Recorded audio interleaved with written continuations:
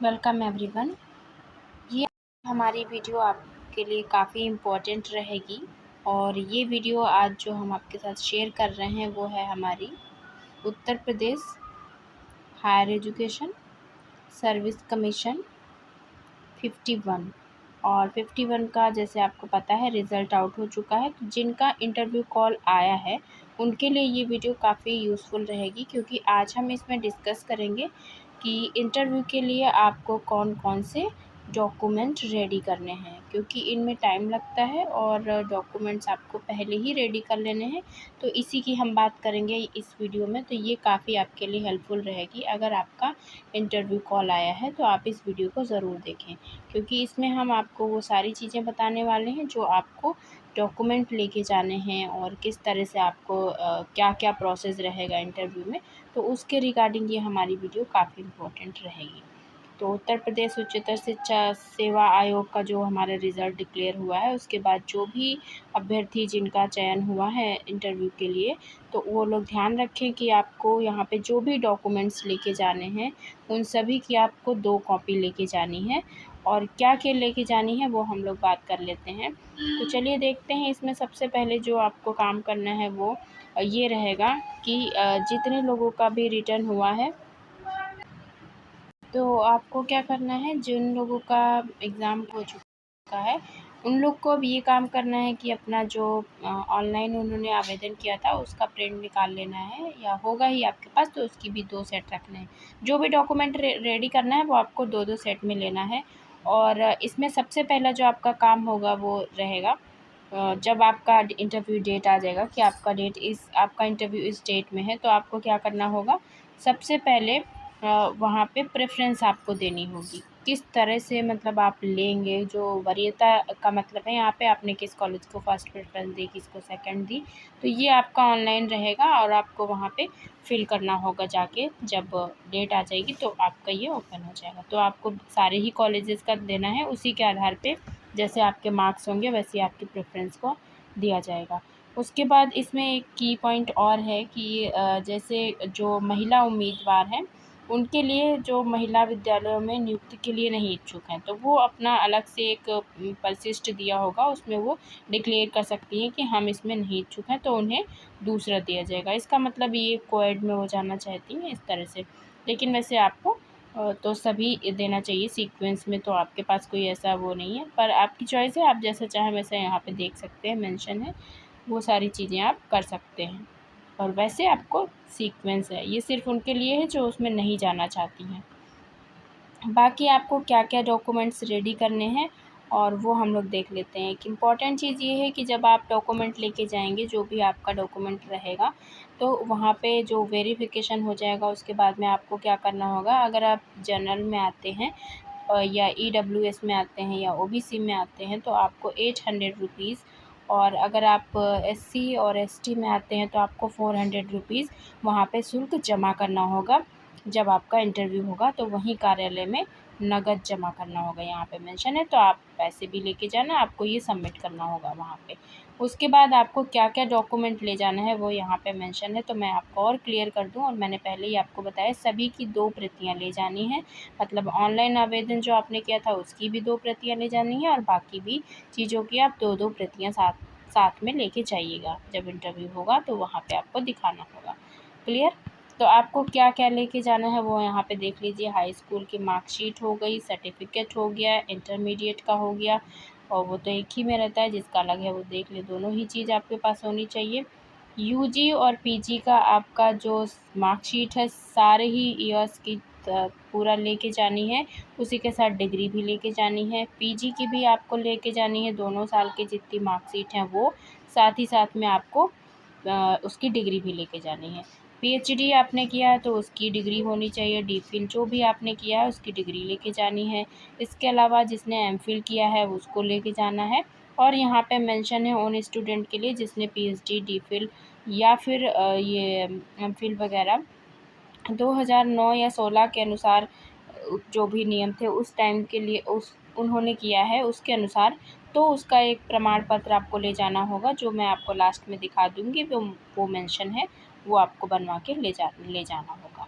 उसके बाद जो सबसे इम्पोर्टेंट चीज़ है, आपका नेट है, सेट है, स्लेट है, जो भी है उसका सर्टिफिकेट ले जाना है और इन सब की फ़ोटोकॉपी 2-2 सेट बना के रख लीजिएगा, अपना साइन करके वो लेके जाना है। उसके अलावा जो है वो आपका जेआरएफ है, तो जेआरएफ का सर्टिफिकेट लेके जाइए। डीलिट आपने किया है तो डीलिट के लेके जाइए। यहाँ पे एनओसी सिर्फ़ उन लोगों के लिए है जो लोग गवर्नमेंट सर्विस में हैं, उन लोगों को एनओसी लेके जाना है। कुछ लोगों ने पहले ही लगा दिया होगा जब फॉर्म फिल किया होगा, तो वो भी कोई बात नहीं है, आपको वहाँ पे लेके जाना है अगर आप सर्विस में हैं तो। उसके अलावा जो हमारे एससी एसटी कैंडिडेट्स हैं, ओबीसी के कैंडिडेट हैं, ये केवल यूपी के जो हमारे यूपी स्टेट के जो लोग हैं उनके लिए लागू होगा। तो उन लोगों को अपना कास्ट सर्टिफिकेट लेके जाना है। तो अभी से आप अप्लाई कर दीजिए कास्ट सर्टिफिकेट, क्योंकि इतना टाइम नहीं रहेगा। अगर फर्स्ट फेज़ में हुआ तो टाइमली आपके पास होना चाहिए, उसको रिन्यू करा लीजिए। उसके बाद अगर आप फिज़िकली हैंडीकैप में आते हैं तो आप वो कर लीजिए, ईडब्ल्यूएस में आते हैं तो वो कर लीजिए, सर्टिफिकेट बनवा लीजिए। स्वतंत्रता संग्राम सेनानी के अगर आप उसमें आरक्षण लेना चाहते हैं तो आप वो बनवा लीजिए। और इन सभी का प्रारूप भी दिया हुआ है, तो मैं लास्ट में दिखा दूँगी, अगर किसी को डाउट है तो वहाँ से देख सकता है। बाकी आप जो गवर्नमेंट वाला रहता है वो तो बनवा ही लीजिए। उसके बाद आपको जो सबसे इम्पोर्टेंट काम करना है वो आपको कैरेक्टर सर्टिफिकेट बनवाना है। लास्ट आपका जो भी इंस्टीट्यूशन रहा, आपने जहाँ से पीएचडी की है या फिर आपने एमए किया है, बीएड किया है या एमएड किया है या फिर आपने जो भी किया है, एलएलएम किया है, कुछ भी किया है, तो वो वहाँ से आपको अपना कैरेक्टर सर्टिफिकेट बनवाना है। तो उसके लिए भी आप देख लीजिए कितना टाइम लगता है, अपने इंस्टीट्यूशन में पता कर लीजिए, उसको भी बनवा लीजिए। उसके अलावा है 2 संभ्रांत व्यक्तियों द्वारा प्रदत्त चरित्र प्रमाण पत्र। एक कैरेक्टर सर्टिफिकेट आपके इंस्टीट्यूशन से होगा, एक कैरेक्टर सर्टिफिकेट जो है वो 2 संभ्रांत व्यक्ति यानी आपके ब्लड रिलेटिव्स नहीं होने चाहिए, जो आपको जानते हैं, जो गवर्नमेंट से रजिस्टर्ड हैं या जो भी मतलब जिनके पास पोस्ट है अच्छी, उनसे आप करवा सकते हैं। लेकिन ये नवीनतम तिथि का बना हुआ हो, तो अभी ये आपको नहीं बनवाना है। जब आपकी इंटरव्यू डेट आ जाएगी तब आप बनवाइएगा, क्योंकि लेटेस्ट डेट में ये लेके जाना है। तो 2 लोगों से बनवाना है और इसका प्रारूप मैं आपको दिखा दूँगी कि किस तरह से होता है। वैसे तो ये मार्केट में अवेलेबल रहता है, किसी भी शॉप से आप लेके फिर उसको फिल करके फिर साइन करा के दे सकते हैं। अगर रेसिडेंट के उसमें बात करें तो निवास प्रमाण पत्र लेके जा सकते हैं, पैन कार्ड लेके जा सकते हैं या आधार कार्ड तो बेस्ट है ही। तो इसमें से कोई भी एक प्रमाण पत्र आप ले सकते हैं। तो आपको जो भी सर्टिफिकेट ईज़िली अवेलेबल लगे, या आधार कार्ड तो है ही तो वो आप ले जा सकते हैं। और इसके अलावा एक आपको शपथ प्रमाण पत्र बनवाना है, तो उसका वो दिया रहेगा नीचे परफॉर्मा में रहेगा कि किस तरह से बनवाना है, तो वो भी आपको एक काम करना होगा। तो ये मैं भी आपको दिखा दूँगी कि किस तरह से है। तो ये रहे आपके एनेक्सर्स, जैसे कि आप देख सकते हैं।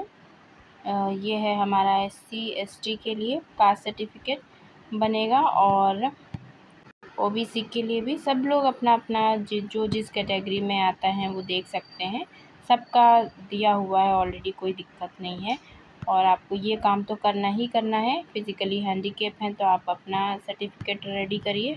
और आप अगर स्वतंत्रता संग्राम सेनानी के आश्रितों के लिए प्रमाण पत्र लगाना चाहते हैं तो आप वो बना लीजिए। और अगर आपने पीएचडी वाले वो जो मैंने बताया था 9 और 16 वाले में आते हैं तो आप ये देख लीजिए, आपके लिए ये इम्पोर्टेंट है। और ये जो शपथ प्रमाण पत्र मैं बता रही थी वो ये है, आपको ये बनवाना पड़ेगा और उसमें ये मैटर मेंशन होना चाहिए।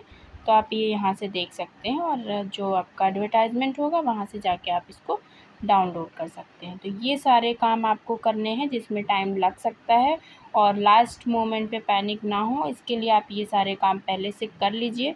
तो अगर आप फर्स्ट टाइम आपका इंटरव्यू में नाम आया है तो शायद आपको थोड़ा-सा डाउट हो कि क्या-क्या आपको डॉक्यूमेंट्स रेडी करने हैं। तो ये सारे डॉक्यूमेंट्स आपको रेडी करने हैं, यानी सारी आपकी जितनी भी मार्कशीट हैं वो, जितने सर्टिफिकेट हैं वो, और जो भी आप रिज़र्व कैटेगरी से आते हैं तो उसका सर्टिफिकेट, साथ ही साथ में ये आपका प्रमाण पत्र होना चाहिए और इसके साथ-साथ कैरेक्टर सर्टिफिकेट होना चाहिए। और दूसरा कैरेक्टर जो आपको 2 संभ्रांत व्यक्तियों से बनवाना है वो होना चाहिए। तो वो मैं आपको एक बार दिखा दे रही हूँ कि किस टाइप का होता है। तो कुछ इस टाइप का मार्केट में अवेलेबल है, आप लोग देख लेना अगर इससे होता है।